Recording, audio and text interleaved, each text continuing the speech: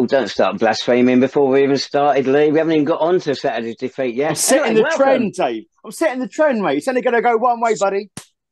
It's going to be a positive one, this one. We're upbeat today. Welcome on a Wednesday afternoon, a chilly Wednesday afternoon, the 6th of December 2023, to a pod full of Saints, number 21 for the season.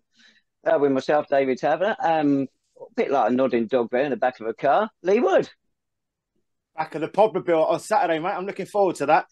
Good evening, boys. How we doing? I'm upbeat. I'm full of wind. Let's go. Rocking and rolling. Well, I don't know about wind, but full of hot air. Jake Ellacott, how are you doing? Thank you. That's probably a better one, Dave. Yes, hello everyone. I hope you're all well. Right, first match we have to look back on next Saturday. No, next Saturday. That'd be quite an achievement, wouldn't it? Last Saturday's glorious trip down to Devon to play a team from Cornwall, Truro City at Plymouth Parkway, National League South. After the previous week's performance against Maidstone, United, I think everyone was a bit more upbeat, but it was an aberration. Saturday was really poor. It was really poor.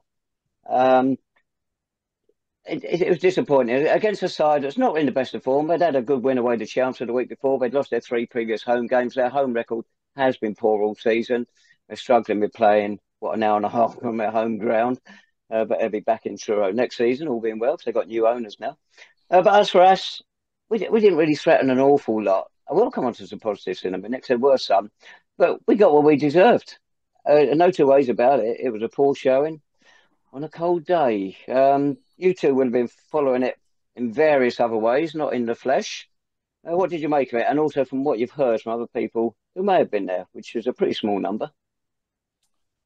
Yeah, so a little bit of a sort of background to my story. So I took the Saints radio host, Johnny Seabrook, I took him out for some corporate shindig at the St Albans Rugby Club on Saturday. And he was in constant discussions with Will, who normally does the commentary. Now, apparently the Wi-Fi went down in Plymouth, and Will was he was losing his mind. He didn't know what to sort of do, and he was just, the machines didn't work, and he was getting himself into a big fat tiz. Anyway, so Johnny's like, just speaking to the phone. Just speaking to, I don't know if I could do that. And apparently Will's had a proper brain fart. So if you did manage to get any commentary, you've done well, and Will did extremely well, because he was looking dicey at the start, I've got to say. I think what we need to put into context, fellas, is just how good the Maidstone result was, considering that they went on and sort of dumped league opposition out of the cup the following week. So we thought, that has got to be the catalyst, the springboard for us to sort of go on a little bit of a run. And as you say, Taz, it didn't quite happen that way, did it, mate? No, it didn't at all. Were you following it at all, Jake? Yes, sadly, via updates on Twitter and updates from supporters in the ground who were having a great time themselves, as you can imagine. Like Lee says, the results of ourselves and Maidstone last weekend sort of do imply that football just doesn't make sense, does it, really? And none of us will ever fully understand it or be able to predict it.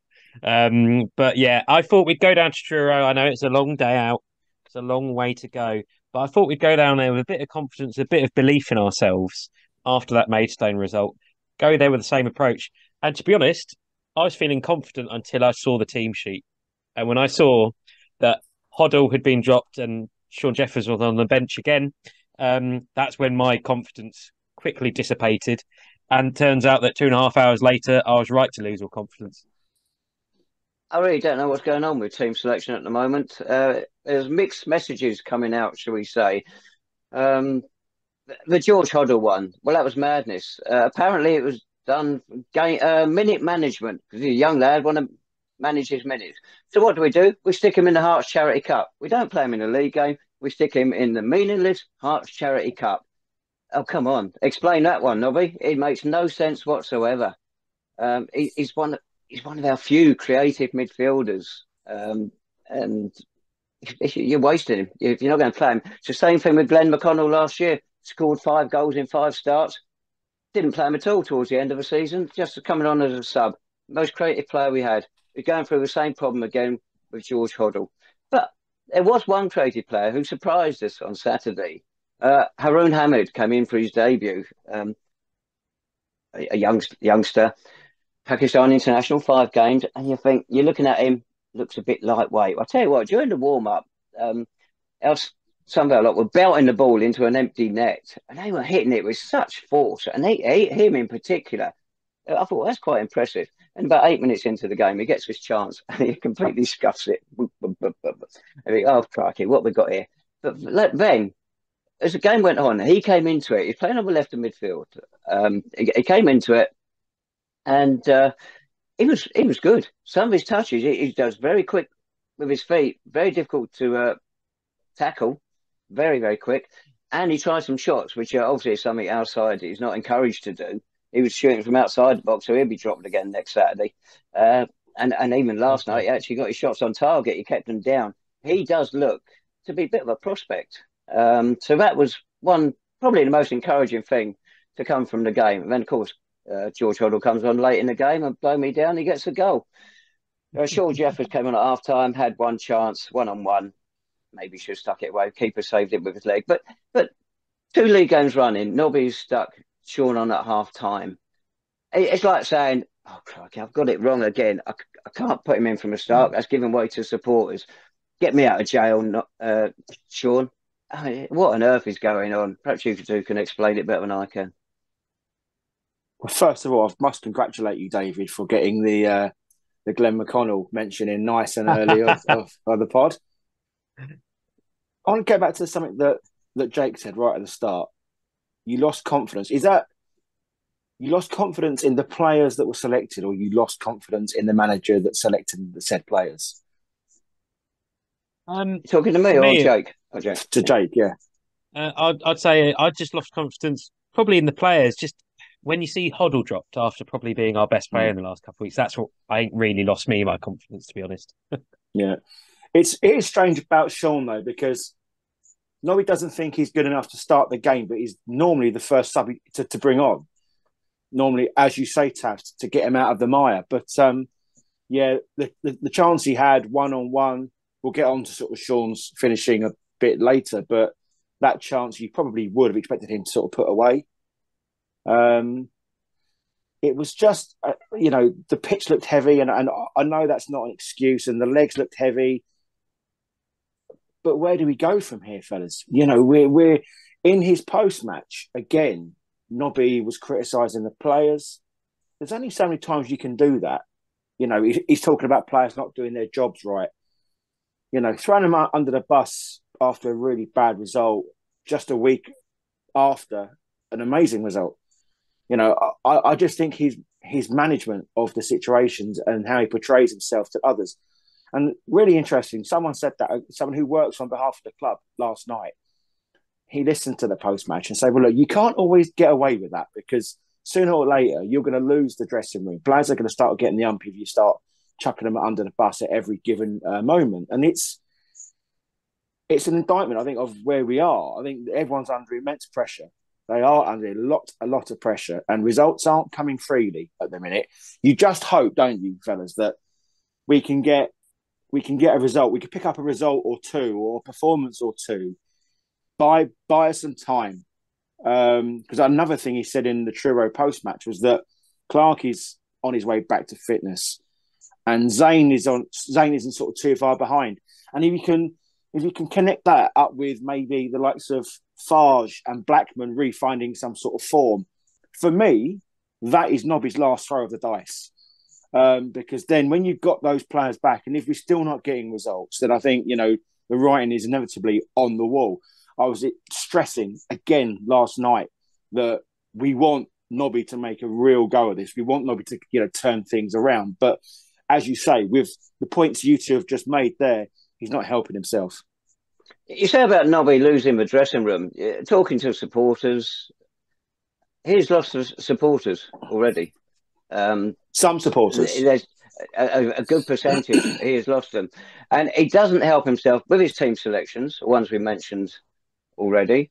And he doesn't help himself with the tactics. When, apparently after the game on Saturday, he said to a Truro manager, I'm going to keep playing this way.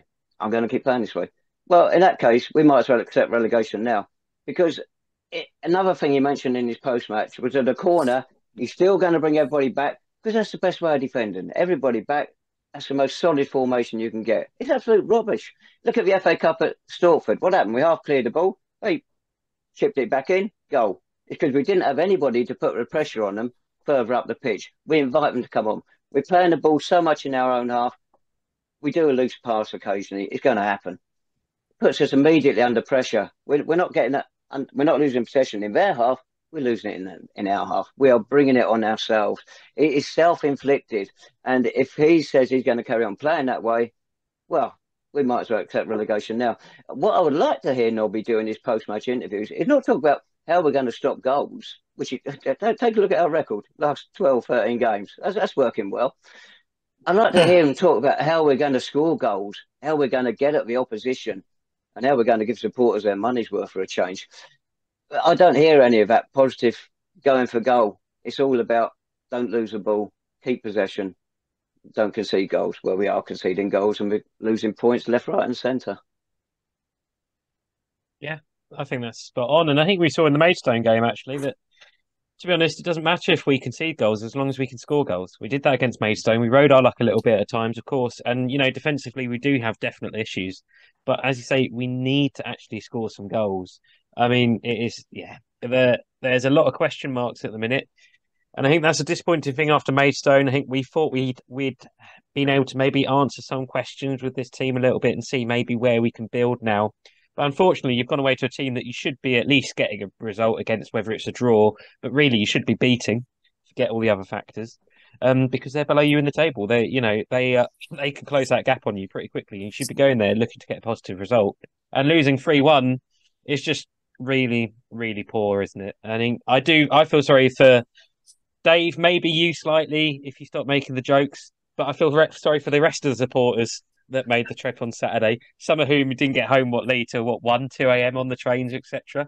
To see that performance and that display, I think a lot of them, well, I say a lot, there wasn't that many that travelled, were absolutely gutted. And I think even from their perspective and our perspective, the post-match, etc., it doesn't matter what Nobby says, really. They just want to see results and see the team perform and put on displays and actually entertain them. And apart from Maidstone, we haven't really had that in quite a few weeks now, have we? I say weeks, going on for months, it feels like.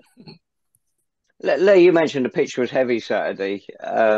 It was bobbly in parts, no two ways about that. And the top goal, the opposite one from when you come into the ground, that goal mouth was frozen. But in no way was it not playable. There's nothing worse than playing on a dry pitch in April. That's what it appeared like. Just a bit bare, where there's a bit mud, that was frozen. But the rest of it, there was no problem at all. Certainly wouldn't blame the pitch for the performance. We looked like going in goalless at half time, which would have been fine. We'd have accepted that. Then Jack James, he did ridiculously held that bloke in the box and gave a penalty away. Why? Why? So there we go, 1-0 down. Funny this, last 6 games against Truro, we've conceded a penalty against them in all 6, and they stuck them all away. So they didn't really need us to give them a hand, but they're grateful to take it. And poor old Jack James, last week he got that high of his first goal against Maidstone. And the third goal, ball comes from the near post. Why didn't he whack it clear? He left it, I think, thinking Josh McNamara was going to come to the edge of his 6-yard box to pick it up. Well, no, Josh was on his line. So they just left it. And that's easy. Andy Porter just whacks it into an empty net. 3-0 on 80 minutes. Game is dead and buried. And of course, we get the late goal. So we didn't help ourselves on the pitch, let alone the team selections. But the thing is, though, you have to be positive from the off. And I know you harp about this, don't you, Dave? I think you set your statement of intent with the team you pick. Yeah. And it's a case of, well, how many sort of times, I mean, if young Jake can be sitting at the other end of the country and he's demoralised already before the game's even started just by the team selection, imagine how much that buoys the opposition side and also our own players as well. When they turn around and, they're finding it tough and then they turn around and they see, Hoddle and Jeffers on the bench, this must be going through their minds thinking, what the hell's going on here? 2 of our better players. And as you say, I'm really interested, Dave, to pick up briefly, very, very briefly, about your point that the manager's lost to supporters. Do you honestly think it is that large of an amount of the crowd that seems to just, have given him his time now? Yeah, I think it would be fair to say that. I wouldn't say it's 80, 90% or anything like that, but he's lost a significant number. That is not to say they want him to fail. No, we all want him to turn it round, but he's going to have to change his ways as a manager. He's got to learn and he's got to progress. And he clearly is not learning. If he's going to stick with that and his eyes aren't showing him what's going on the pitch, he's got a problem. In the post-match interview last night, John Meeks stood in for Nobby because he was unwell. And he came out with a horrific statistic about Worthing atop of the most passes in National League South, and we are second. We're second in that. What a great achievement. Take a look at the league table. We're 17th. Which one's the important one, passing or the league table? What are you moaning for? You love a good stat, Tabs. What's the matter with you, man? Love a good stat. That's not a good one, Lee. That's a good. It's a stat. It's a stat. It's certainly a stat. Oh my days! It's people who are blinded by it in the positions who shouldn't be doing it. They should be seeing with their eyes. We're not doing it in this half of the pitch. We're doing it in that half, and we're losing. Let's try it in that half. See what happens. It worked last night. Yeah, we'll come on to that in a minute. Poor old Ryan Blackman picked up his 10th booking of the season down at Plymouth Parkway. So I felt sorry for him actually with this one, not so much for the other 9. But it was in front of me, and he was contesting with the linesman whether the ball had gone out of play or not. The linesman obviously wins because he's got a flag and Ryan hasn't got one. So referee says, "Yeah, okay, throw in," and Ryan's going round, "Not out, never in a million years, never in a million years." So when Shelby Elson, the referee, comes along, he says, "It's out, it's a throw in." And Ryan's still going, "Never in a million years, never." He didn't swear. He didn't shout at the match official. He was just chuntering away to himself, really. And the referee should have just let it go because it was a player who's just winding himself up. It wasn't getting affecting anybody else, wasn't affecting the match officials. But he did. He booked him for it, which I thought was a little bit harsh. But that is the only criticism I've got of referee Shelby Olsen. He was very good. Players were going down, diving as they always do. Get out of it. Someone's trying to ring me. Yeah, it's Ryan Blackman. Players going down, trying to win free kicks. He wasn't having it. Just because the player went down, he wasn't like other referees. He didn't give it. I thought he had a decent game, but he got that booking wrong. But can't complain too much about that. John D, go away. Leave me away, John. Go. Leave me alone. Go away. Right, what else we got from Saturday? Well, I think that's about it. Basically, Dave's not happy at all. That's plenty. Even the stats aren't bloody cheering him up. No, stats aren't good enough. That's how bad it was. Substandard performance, substandard stats, rubbish. I'll give you something else from Saturday. The ground. You might have seen my notes at the weekend. Bearing in mind, we got refused entry to the conference in 1993 because we had a tree in our terrace. You go to Plymouth Parkway, got a beautiful palm tree. It's probably a yucca, actually. There's other big bushes there. They got potted flowers as well. Not quite like Hitchin Town used to have in the 70s, but a row of daffodils along the front of a stand. But it was like standing in a garden centre watching a game of football at times. And the other big news to come from Devon, on the outskirts of Plymouth, on the A38, was it, on the way in? Massive queue going the other way. And I saw over there, it was a Santa Claus on a motorbike. And you keep looking, there's about 150 of the blooming things. It must have been some big thing going on. It's great to watch. And there were 3 footbridges on the way into a town. People are all up there watching them as they go by. Dave, wonderful this sight. Is the most positive I've ever heard you talk about horticulture. Jake, it's turned into Percy Buddy Thrower over here, mate. I mean, for a man that doesn't like Christmas either, he seemed very excited about a Santa on a motorbike. I'm very confused right now. I mean, to be fair, mate, it is that sort of time of year. Big, fat, jolly old fella. But enough of Nocky. Let's get on to... let's start talking about Tuesday. Cheer ourselves up a little bit. Seriously, I've had a message come through, a question. Not from the bloke who just rang me because he can't write. It says in the past 5 or 6 weeks, Nobby has made changes to the formation of a team, or both at half time. And when questioned in the post match interview, he says it was because it wasn't working. Yeah, got it wrong from the start, and not a lot changed at half time. Is that harsh? It's not harsh, but it goes back to what Jake was saying. You can change the formation as long as you like, but you've still got the same players to work with. And I think that is ultimately going to be Nobby's downfall, is that we haven't recruited well. And this is the hand he's been dealt with. One thing I would say about Nobby, he's held himself well in so much that the obliterating injury list we have, he's not used it as an excuse in any way, shape, or form. He's acknowledged it, he's dealt with it, but he's not used it as an excuse. But that said, these are the players, this is the hand we've been dealt with, and you can change the formation as much as you like, but ultimately you're just putting bad performance after bad performance, and you're still going to get the same outcome, aren't we? But Jake, you mentioned about the injured players coming back. What we would perceive to be his first team at the start of the season isn't out there now. But do you see him changing his ways and their tactics when those players come back, bearing in mind what he said to the Truro manager on Saturday?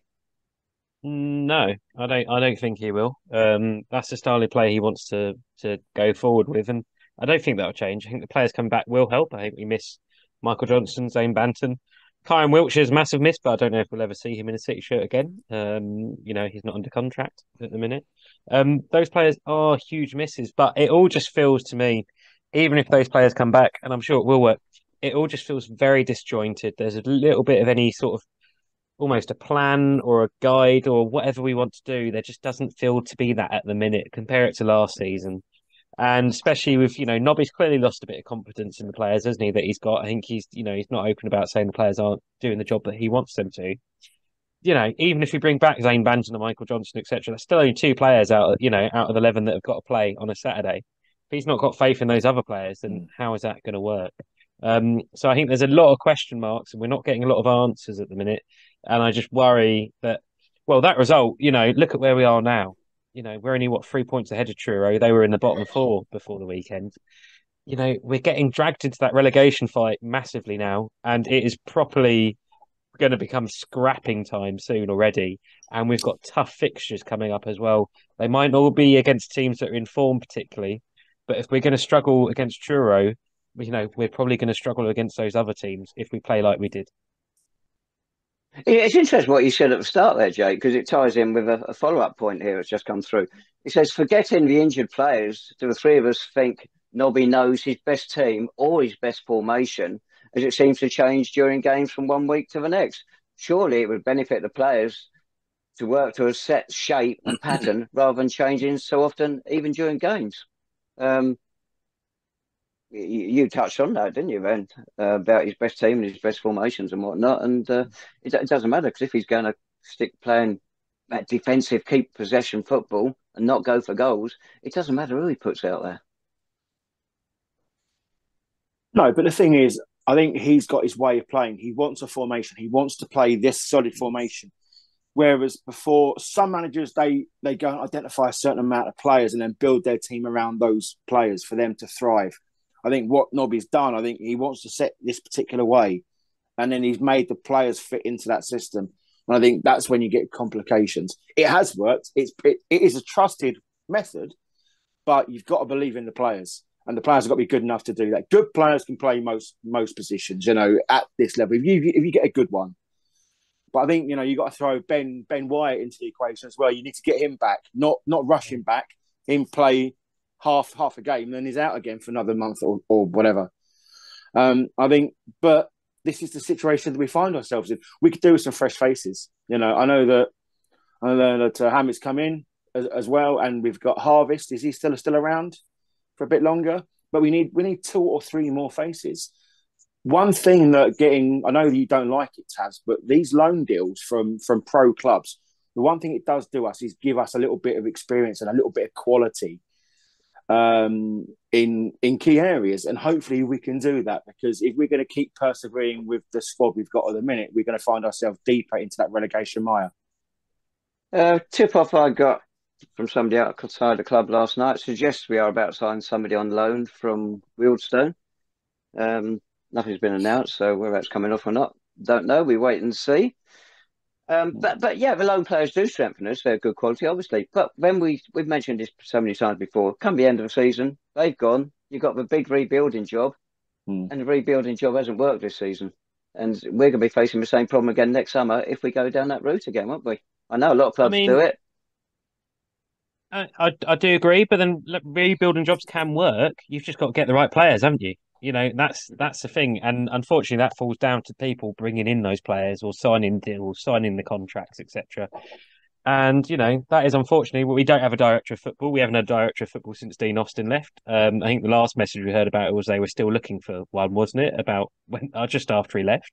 So unfortunately, it comes down to the manager and the owners for those players that were brought in. If they're not good enough, it doesn't mean every summer it's going to be like that, you know. But unfortunately, at the minute, these players aren't up to it, and if they need changing midway through the season, then you know you've got to do it, haven't you? Otherwise, you're facing a proper fight. And I do agree, loan players aren't the way to do it. But if you're facing relegation, unfortunately, sometimes it's almost the only choice you got if you're desperate to avoid it. Well, we've got to face the facts. FA Cup, we went out of it to lower league opposition. FA Trophy, we went out to the side bottom of National League North. What we got? 3 points out of the last 18, 9 out of the last 30.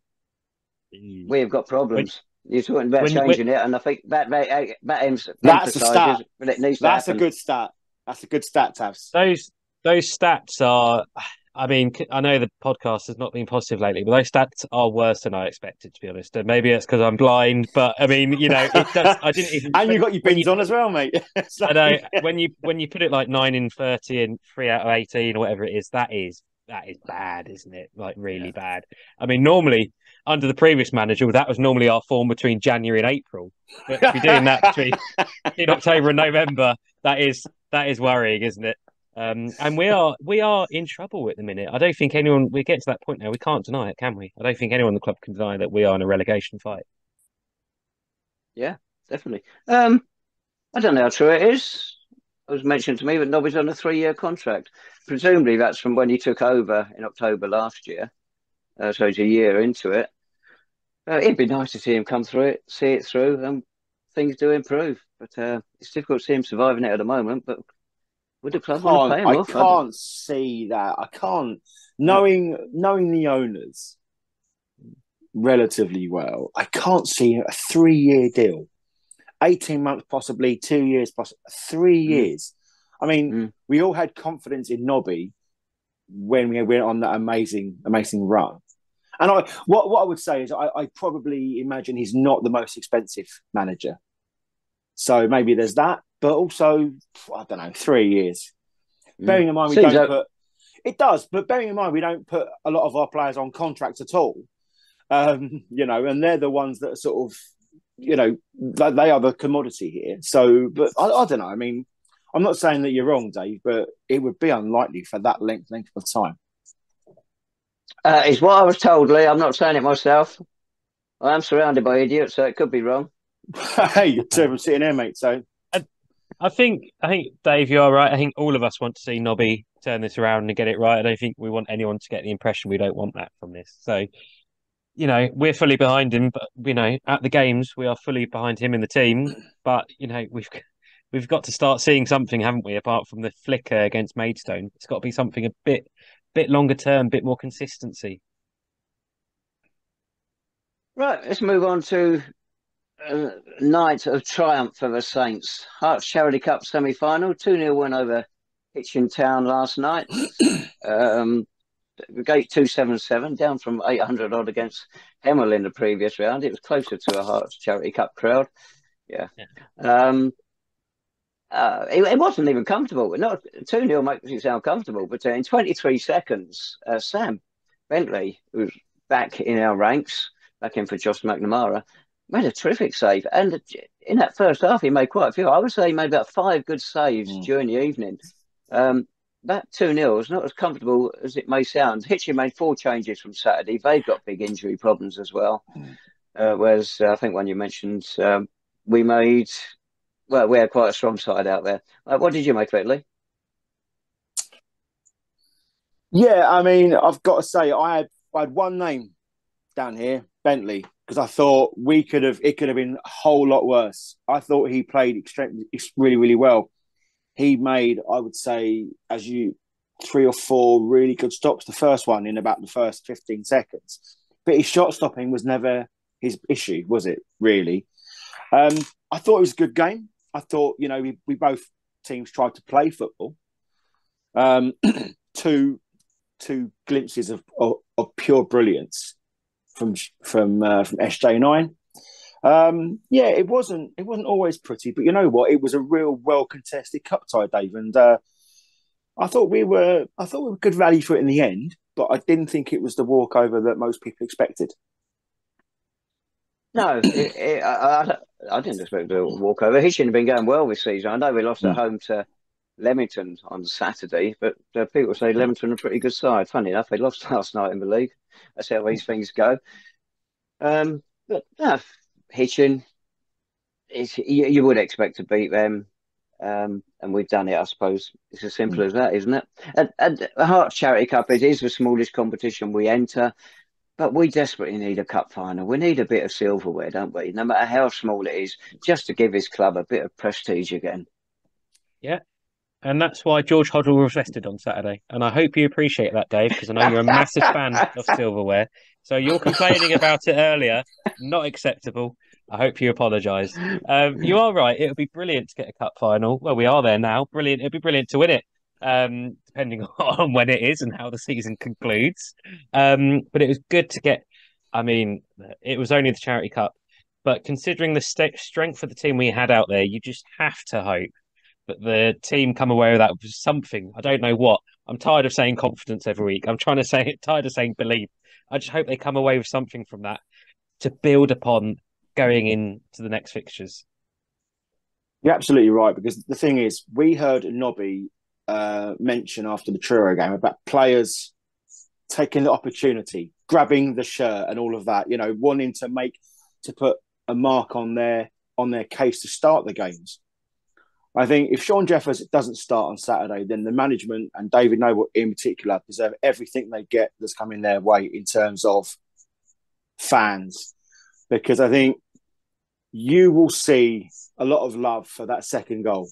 And quite rightly so, because I don't think there's a keeper in the non-league scene that's getting anywhere near that, if I'm honest. I know that we're going to emphasise the fact it's only Hitchin Town and we can only beat what's put in front of us. But I don't care who you play. Sean's goal, the second one last night, was absolutely a treat. And if you've not seen it yet on YouTube or Twitter, take a look. It is absolutely stunning piece of skill. But for me, it's the first goal that is exactly what Sean is all about. Pace at the right time, strength, the movement, and it's a real clinical striker.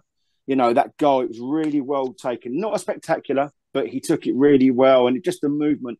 And I think we're slowly seeing Sean of old, sort of trying to get, that confidence is getting back into his brain now, and hopefully he can steer us, because ultimately his goals are going to determine whether David Noble's still got a job in a month or so's time, because I think it is as that. It is that harsh, fellas. It's as simple as that. Sean Jeffers needs to start. He won't always score goals, and he missed that chance at Truro on Saturday. But you need him in the team. He makes things happen. He scores goals. He may not run around as much as David likes. He may not be as flamboyant as David likes. He may not be a track back as much as David likes. But I'll tell you what he does do, David. He scores your goals, mate, and he wins your games. It's funny. One of my contacts at the other clubs today, he was on about Sean. And he was saying, I just see him as a goal scorer. He said, I remember against us last season, he won a penalty, scored a penalty. He did something else, got on the end of a through ball and whatnot. He's just a proper striker who gets goals. He's not there to create things all around the rest of the park. And you know that with Sean. That's what you get. To get him to think he's another sort of player is nonsense, and you end up losing a very good talent. But you're right about that chance at Truro. Funny enough, it was like the one he scored in his first goal last night, wasn't it? He wouldn't have minded if he switched them around in 2 games, but it's good to see him getting that. And the second goal, he just closed his eyes and toe poked it, didn't he? spooned off his shin. But I think this is what we sort of talked about, is the fact that Nobby's trying to fit players into a system. It's not about utilising the players at hand. It's about, excuse me, it's about he wants to play this way. And as you say, Dave, you know, I'm going to play this way regardless. Play this way regardless. Well, you're gonna play us into the Southern Prem, mate, because you know you've got to be intelligent enough to know that it's not working for you. And I know that John Meeks was on the sideline last night taking control of things. Meeks has got to have a word, because he can't believe in the system that we're playing. He can't believe in the way we're not utilising the players that we've got at hand. Well, he was the one that came out with a stat about the passing. I think he very much supports it. Stat. It shows support for his manager, which, I suppose, as assistant manager, you can't knock. It's difficult to knock it, isn't it? It's what an assistant manager's there for. But you hope they talk about things. And Jake's woken up. You hope they talk about things and come up with, well, should we try something different? But it doesn't sound like it's going to happen. Sorry, Jake. No. I was just going to say, I think watching the highlights back, it was good to see Ibi Akambi's assist for that first Sean Jeffers goal. He does brilliantly well there. I think Ibi Akambi is a man who sort of came in and just as this bright light and has sort of just been stuck on the bench, hasn't he, for the last month or so. So it's good to see him out there playing a little bit, because if we are in a fight, we're going to need all the players in the squad to step up, and hopefully that'll give him a little bit of confidence, even if it was just an assist. But yeah, Sean Jeffers, we talk about him every week, don't we? He's brilliant. Those 2 goals, superb. And we talk about, show me a striker that will score every single chance they have at this level and put it away every time. There is no striker like that. Think back to the playoff Steve Clark quarter final against Chelmsford last season. Sean scored that brilliant effort, but then what? In the second half of extra time, he missed that great 1-on-1 to really put the tie to bed. Sorry. So even in these sorts of games, he will not score every opportunity. But when you've got games like Worthing, Chelmsford, Dartford coming up, for those 3 games now, those games could be tight. Those teams have goal scorers, even if they're not in spectacular form themselves. And if we want to go out there and score and win games, we can. Think back to Worthing last season. Sean Jeffers was out there playing his part. Might not have been running about a lot, but we still managed to score 5 goals. That's pretty decent, that. So you've got to try and integrate him at this point. And this bringing him on at 46 minutes bit, you can't carry it on anyway, because managers are going to know it's going to happen. The opposition managers will be able to plan, right, lads, it's almost the end of half time. Can we guess who's coming on from the other changing room? Who's not warming up at half time? Sean Jeffs, probably, because he's in there getting ready. Can't carry on like that. It's just not going to work, is it? We've got to be more intelligent in how we use a man who scores goals. And I believe, Dave, he's now our top scorer in all competitions, even though he's played about half the time of anyone else out on the pitch. Stat-laden pod today, fellas. I'm loving this. What more you got? Come on, Taz. What else you got for us? Yeah, he's top goal scorer again. It was that 4 years running. So what's got now? 5? Yeah. He's got 7. 7. Yeah. 7. And more to come if he gets chances. You say about sticking chances. Well, I know we talked about it in the past on the here. You mentioned there, Jake. He only had that 1 chance Saturday. He didn't get another decent chance that I can recall. It might have been a half chance. Last night, he didn't get an awful lot of chances, did he? But he stuck them away. If we change our way, we will get more chances, and we know he will score them. There are times when he does have to be dropped. Every player goes through a barren spell. Ian Anderson did drop Sean, and Nobby wasn't the first one to do it. But to leave him out all the time, well, we're paying a high price for it. Look at our position in the league. Well, I hope that lessons are going to be learned, because we talked about this last week. Actually, we've talked about this for the last 8 months. Lessons have to be learned. I think it's got to start again on Saturday now. I think Jeffers starts. If he doesn't start, then I don't know. It's just absolute mayhem what's going on in their mind of the management at the minute. So, but it's going to be a tough one Saturday, fellas, and we're going to need our best players. And like it or not, it's going to include Sean Jeffers. Yeah, we're down on the coast, aren't we? Down at Worthing. You're in the Podmobile, Jake, Lee, as you mentioned earlier. So there will be a few more supporters down. I think we only had about 20 people in total on Saturday at Plymouth. Mind you, we've got a crowd of 166. Not the biggest we've ever played in front of. Um, not our I'm looking lowest forward either. to it, Tabs. It's going to be nice. I hear Worthing is lovely this time of year, my friend, and I'm going with you. It's going to be great. Nothing can go wrong. Right? Right? Yes, nothing can go wrong. They got thrashed 4-0 at Western-super-Mare yesterday. I think it was There you 0-0 go. at half time. But Western, since they got that win at us, won about, 1 in 13 before playing us. They're on a great run now. They are flying, and from all accounts, what I've heard last night, they were pretty hot. But Worthing are a funny side. Jake talked about the 5-4 last season. They're still like that again this season. They either win big or they lose big. They lost big last night. Tabs. I mean, I don't know, because we're not the same team as we were last season. Last season, our football was scintillating at times. You think back to that Worthing game, think of the chaos that Devontae Stanley caused down that right hand side. They didn't know what to do with him. How's he getting on, by the way? How are they doing? You know, he was absolutely superb. The whole team that day just caused trouble. And even if the defence was, a shambles ourselves that afternoon, we knew we could go out and every time that they scored, we could get one back. But you just don't have that confidence with this team at the minute, do you? Even if Worthing sort of sit off us or play their own style of play, you just worry that we're going to struggle to cut them apart with the same incision that we had last season. You mentioned, haven't there, Jake? Steve King dismissed at the end of last week. Did he go the whole of his tenure without winning a game? I think he did. Yeah, I think it was one draw, maybe. I think that's about what he managed. So it could always be worse.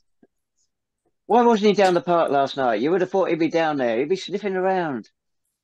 Because, like all the managers involved last night, they're all at Luton last night.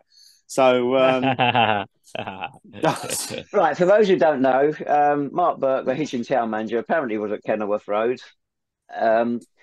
What's your take on the Nobby thing, then, Lee? The official line was he was ill, and I'm told he was in bed and he was not at all well. No, absolutely. Yeah, I 100%. I agree with that. Absolutely. Get well soon, Nobby. Yeah, absolutely. No problem with that, mate. Brilliant. But there were managers down there. The Berkhamsted manager was there. I don't know any others that were there. Steve King wasn't, I believe. There we go. Right, we're going to have a prediction for Saturday. Heavy rain, I think, is one prediction. No. You getting stressed out with the M25, that's definitely another prediction. Yeah. I mean, last season's trip to Worthing was probably the most drunk I've been in a long time. I woke up in my neighbour's bath. That's how bad it was. Let's see. Did she mind? Well, I was close, so I was all right. Okay. I don't know. I'm going to go for a draw, a score draw.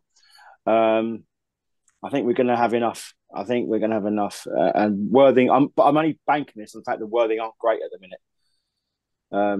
So maybe 2-2. Oh, okay. What about you then, Jake? I'll go 3-2 Saints, because why not? What else is there at this point? Hope. Yeah. It's the hope that kills you. I think on that pitch, that's a good idea. What about it? They beat Chippenham 3-1 their last home game. Home games thin on the ground. Lost to Dartford 4-3. See, 3-0 against Havant. Well, even we beat Havant, for goodness sake. They are erratic. They are certainly erratic. I'll go for a more modest 2-1 City win. Ibi Akambi was there last season, wasn't he? Maybe he'll score on Saturday. That'd be good for us. That'd be welcome. Dan Bowery as well. Yes. Where is Dan Barry playing? Is he injured? He's injured, but if you look at Charlie McDonald, they look like the same player. So we say that was Dan playing last night. Came on sub or whatever it was. Did he start? No, it was sub. They look the same. It's incredible. Before we go down that wormhole, boys, I think we better. Yeah. Goodness me. Thank you to everyone who come up to me last night. Big shout out to Non-League Jesus and the Disciples. We love Lawson's, absolutely, my friend. And Ian Hall was there. Ian Hall. Ian Hall. He broke the picket lines. A scab amongst friends. He was there last night on the terraces of Plymouth Park. Was it because Laura gave him his tenner and he realised he could use it to get into Clarence Park? She drove him up to the gates and everything. It was like, that is what true love is all about. I mentioned there were about 20 of us in total at Truro last weekend. How many noodle heads do you think are going to be at Worthing on Saturday? This is a cultural reference for you, Dave. What's going on, buddy? Goodness me. Oh, my goodness. Dave knows what Twitter is. This is amazing. No, he doesn't. Oh, dear. Well, Dave, have you got anything else you want to mention? Any other happy thoughts before we shoot off? No, I think we covered practically everything in this world, haven't we? Excellent. Jake, give our friends, both of our watchers, the contact details of how to get in touch with us. Yeah, at a pod full of saints on Twitter /X. Watch out for Dave. He's lurking around on Twitter apparently now. Your email description, email link, whatever email address is in the description below. And on that note, we will see you next week when the Saints return with 3 points from Worthing, right? Come on, you Saints. Bye-bye, everyone. See you later. Bye.